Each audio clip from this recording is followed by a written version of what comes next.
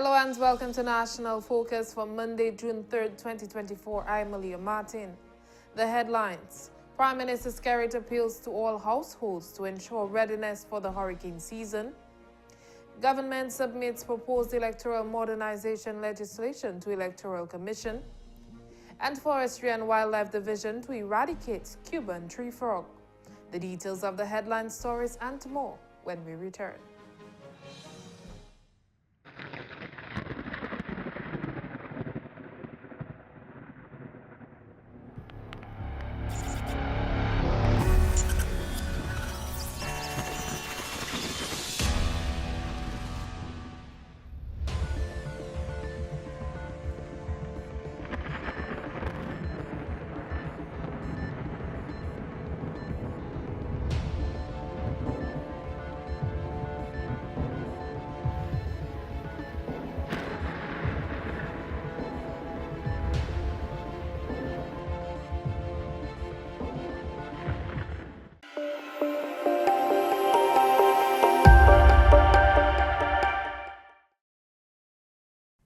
Welcome back.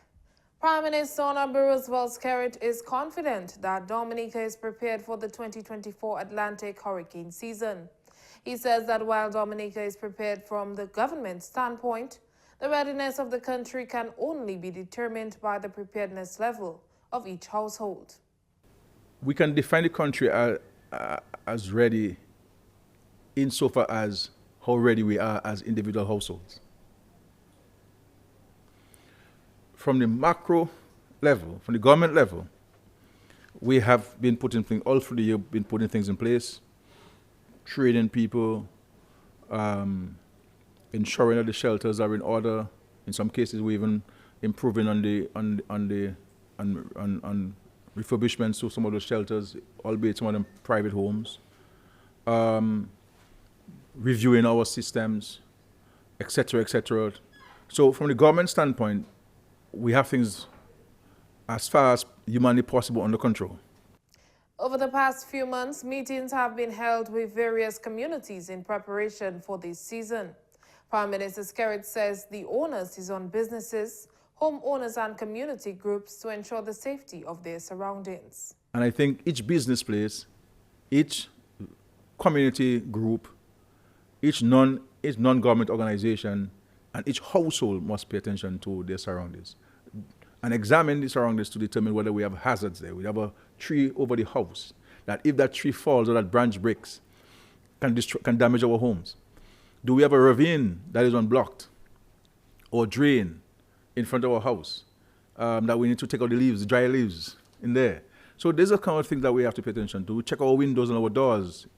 Do we have to strengthen them? Do we need some extra screws on our roof to hold the roof down? So we need to examine at a family level that checklist to ensure that at the individual household we're ready. He says that with government's efforts to build resiliency in the aftermath of Hurricane Maria, citizens are in a better position to face this hurricane season. We are in a much better circumstance now than we were in 2017 because of the several homes that have been constructed by the government. And all of these homes have been built with resilience in mind. So, and those homes are hurricane shelters. As a matter of fact, there are several people who are offering to use their new homes as a shelter for the neighbors, and that is certainly encouraging. So and it's important even the media to play its part to have public service announcements and to draw people consciousness and attention to their individual responsibility, the community responsibility. I think that is where we have to focus. But from a government standpoint, I can tell you that we're doing everything possible to ensure that the country is in a better place to withstand any natural disaster come our way.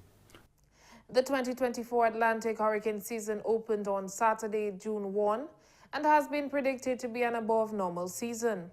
NOAA is forecasting a range of 17 to 25 total named storms, with 8 to 13 forecasted to become hurricanes and 4 to 7 expected to become major hurricanes. Citizens are urged to take the necessary precautions to safeguard themselves, their families, and their property. Following comments by Prime Minister Honorable Roosevelt Skerrit, Senior Met Officer Mr. Itoma James has also sounded the call for preparedness.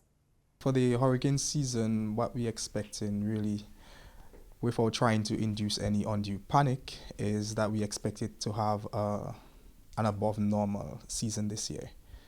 What this means for us is that we expect the National Hurricane Center and the Climate Prediction Center is predicting to have an above normal season where there's an 85% chance of the season being above normal, 10% of it being near normal, and 5% saying it could be below normal. The public is being reminded not to panic, but ensure they are prepared.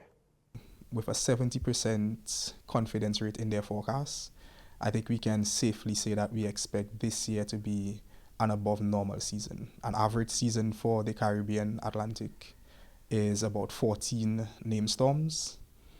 The predictions this year is going for anywhere between 17 and 25 named storms. 8 to 13 of those could be hurricanes, and 4 to 7 could be major hurricanes. So this year, the hurricane season, we just employing everybody as usual to be prepared. Being prepared before the storm is critical to ensure that the country can rebound in a much quicker time following a natural disaster. We just need everybody to be prepared, and we know Dominicans understand what a hurricane can do. So regardless of what the hurricane season prediction is, we know that it only takes one storm to create devastating effects in the country. So being prepared is how we can mitigate and we can bounce back faster. So we just imploring everybody to be prepared, do what you need to do, follow all the small steps, and be ready for the hurricane season, as you should. This year, special emphasis is being placed on taking personal responsibility during disaster preparedness. Well, that is one of the things that we have been pushing in the Ministry of National Security together with the ODM. Personal responsibility and personal preparedness is something that is key. I know that we know that the hurricane season is coming up, but we should not only be focused on just the hurricane season and being rushed to prepare things now. It should not just be waiting on the ODM and the government to have plans in place for you, but you have the responsibility to take care of your personal responsibilities, understand and be aware of your vulnerabilities, figure out what you need to do to mitigate against those, so that in the event that we have to deal with some sort of disaster, you yourself understand what it takes for you and your family and your property to be safe. There are certain measures which individuals must take in preparation for the hurricane season, and they must do in a timely manner. If you have not yet started doing the necessary pruning of trees and the cleaning of drains, cleaning your waterways, that is something that we implore you to start doing now, because you may be living in an area that if you only clear your drains, you may reduce the chances of your homes being flooded. If you cut the trees, the branches that become loose and could break your windows or damage your roofs, you could mitigate against those. It would make your life much easier. I mean, it would save you money, and who doesn't want to save themselves some money? The Forestry and Wildlife Division is on a drive to bring an infestation of the Cuban tree frog under control. The frog feeds off insects that are important for pollination and production. Currently, we have been getting a number of calls from residents concerning, some intrusion of foreign frogs, as they would put it, tiny frogs, different explanations of how, they see the animal. We have identified it a few years past, especially after the Hurricane Maria. There was an insurgence during the incoming of materials for construction and stuff. They came in transboundary. That's how a lot of the invasive come in. And with collaboration with port authorities, customs authorities, and also the agriculture quarantine unit, we identify such and deal with it on instance. But at that point, the frogs came in unnoticed in a lot of instances, and they had a lot of hiding places due to the hurricane conditions at the port. Due to the intensity of the spread, the division plans on using original methods of control used previously. It calls for a lot of resources. So normally it's using high bleach levels and some non-toxic chemical bleach cleaners, add them to the water, and they will stifle the growth of the tadpoles and the young ones. And also, in the event of adults, is catch, euthanize, and dispose. So that has been working, and I think for now that's what we will employ if we are to tackle it once the resources are made available. While there is some toxicity in the frog's skin, the levels are not life-threatening to humans, but caution is still required when handling the frog. So not all animals, not even humans on case, would not be advised to handle without, let's say, protective wear, gloves or so, and not ingest it. The Cuban tree frog is slightly smaller than the mountain chicken, and it's likely to feed on useful insects that are helpful in controlling harmful pests. It's also killing off the local tree frog. A clean environment, depriving the frog of stagnant water and keeping water resources covered can go a long way in helping to control the frog's population. The government of Dominica is moving swiftly towards the modernization of the electoral process with the submission of the proposed electoral modernization legislation to the Electoral Commission. The submission to the Electoral Commission follows extensive public debates, discussions, written recommendations from individuals and entities, and prolonged government-initiated electoral reform consultations. Prime Minister Honorable Roosevelt Skerrit says the proposed electoral legislation is a critical step in the modernization process. Earlier this month, I announced that the copies of the proposed electoral reform legislation had been provided to the Electoral Commission for review and feedback. This was an important step forward in our ongoing efforts to modernize the electoral system in keeping with recommendations from various interest groups and individuals coming out of extensive consultation held last year. Copies of the proposed legislation have been distributed to all the relevant stakeholders in Dominica, as well as regional and international organizations. Copies have also been forwarded to the members of the Cabinet and Parliament, as well as to the OAS, the Organization of American States, the Organization of Eastern Caribbean States, the OECS, and the Caribbean Community, CARICOM, and the Commonwealth Secretariat, who all sent observer representatives during the consultation process. We await comments from the Commission and the Chief Elections Officer. However, we still hope to meet the informal deadlines I have set to go to the Parliament in June of 2024 before the passage of the 2024-2025 budget. Prime Minister Skerrit says with the informal deadline in mind, he hopes for a quick response from the Electoral Commission. I am eager to put this matter to rest in the best interests of the Dominican people and our country's electoral system. And so I look forward to prompt feedback from the Electoral Commission to help facilitate the process. The proposed legislation provided includes the Registration of Electors Act and Regulations 2024, the House of Assembly Elections Act and Regulations 2024, which incorporates the House of Assembly Election Petition Rules 2024, and the Electoral Commission Act 2024. The government is confident that the proposed draft addresses the principal areas of immediate concern and will set Dominica on a firm path to comprehensive modernization of the electoral process. You're watching National Focus. More when we return.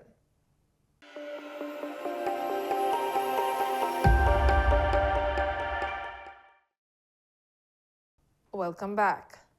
Minister for Agriculture, Fisheries, Blue and Green Economy, Honorable Roland Royer, has addressed the concerns of farmers of the Eastern Agricultural Region in Dominica. Speaking at the closing ceremony for the White Potato Field School on May 29, 2024, Honorable Roye highlighted investments being made in various subsectors that would provide solutions to the issues challenging the East, such as farm access by extension teams.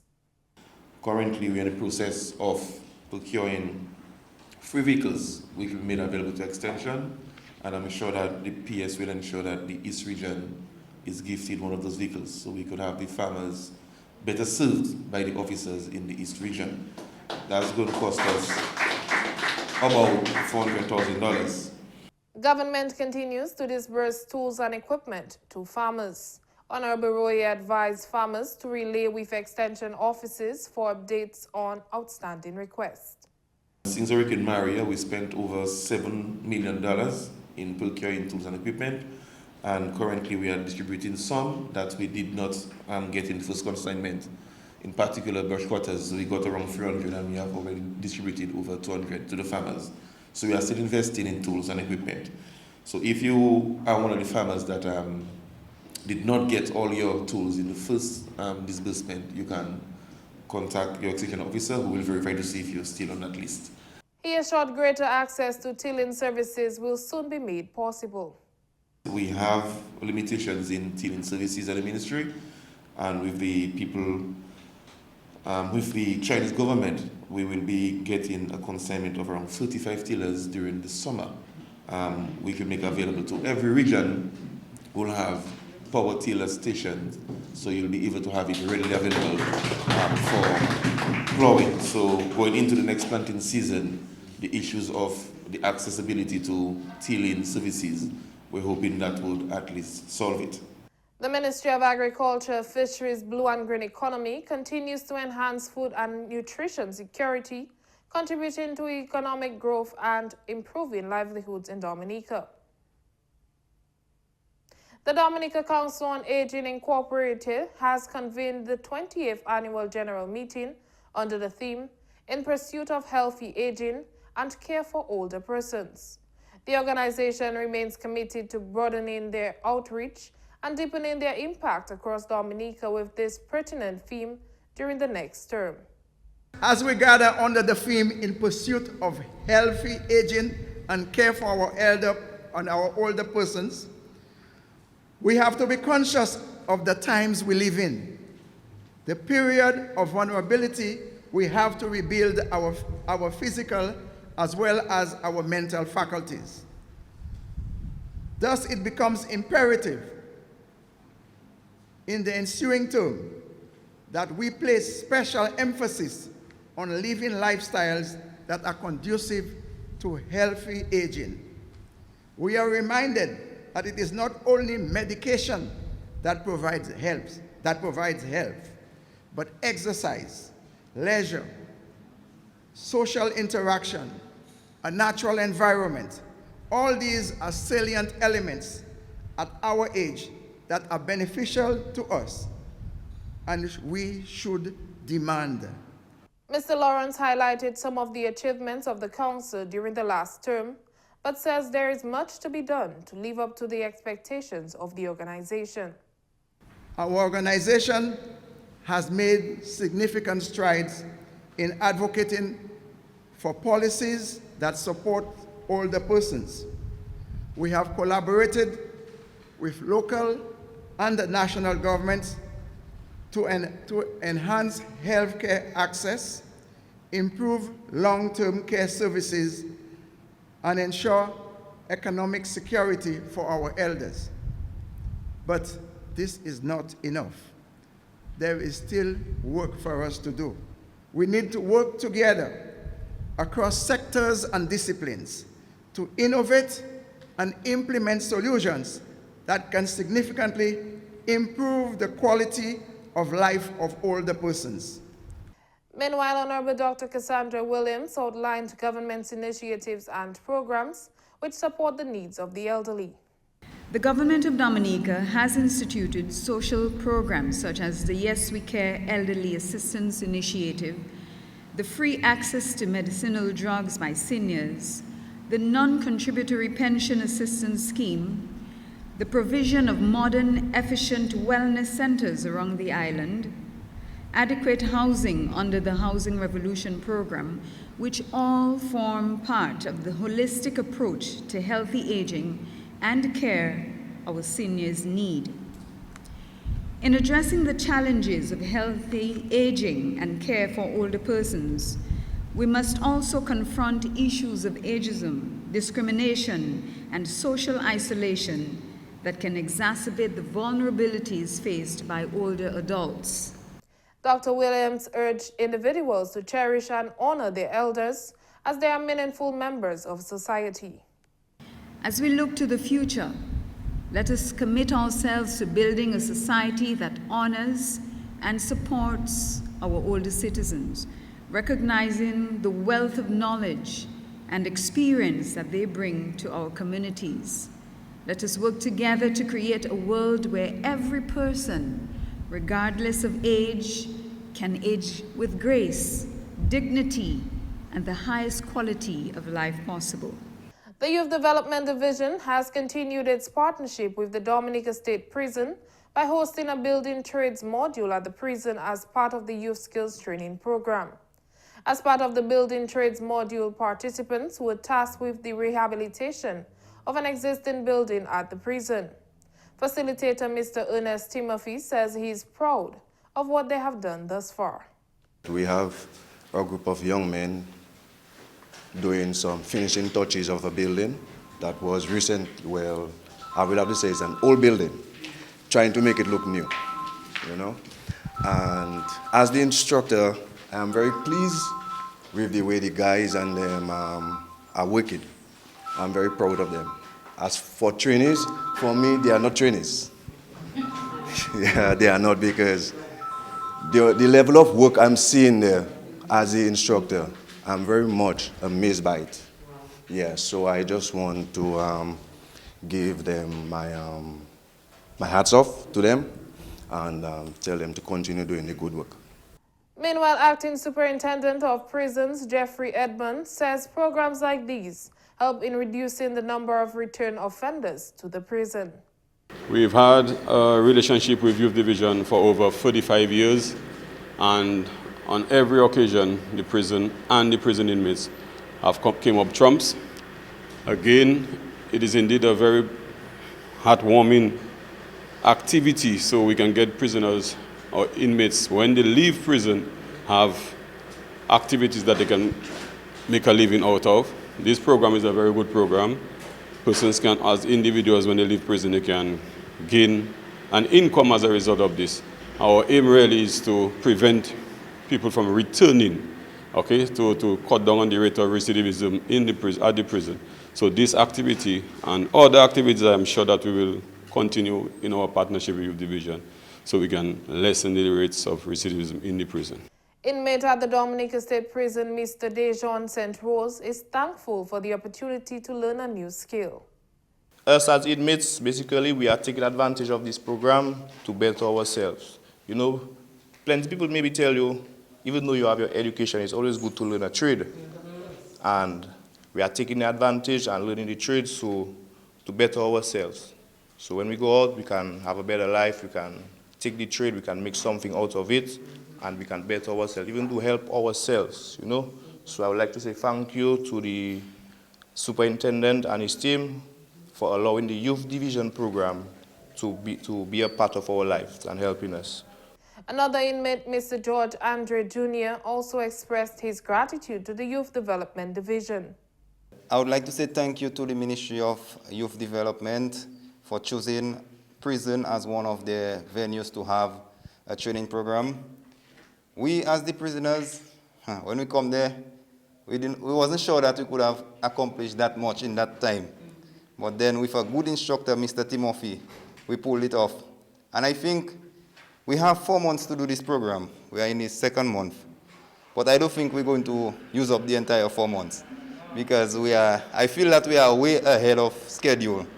So I would like to say thank you to Mr. Edmond and the prison officers, the Ministry of Youth, and everybody who supported this program. Thank you very much for giving us that opportunity. Permanent Secretary in the Ministry of Culture, Youth, Sports and Community Development, Mrs. Leticia Lestrade Wyke, told the participants that the skill that they have learned will help in giving them a better life at the end of the sentences. I am hoping that the skill you develop here, okay, or you upgraded your skill here, that when you go out, there is always hope. I never think because I came from prison, there is no hope. Don't let anybody let you believe that. There are things out there you can do. You will not reach, maybe make a 500, 1,000 one time, but you can start from small and always, just be there and willing to do what you have learned and to make yourselves better. So on behalf of the ministry, I want to congratulate all of you. I want to thank our instructor for leading and passing on your skills you learned to the inmates here so that when they get out of here, they can have a better life. Coming up next, the Creole News Highlight with Jenno Jacob.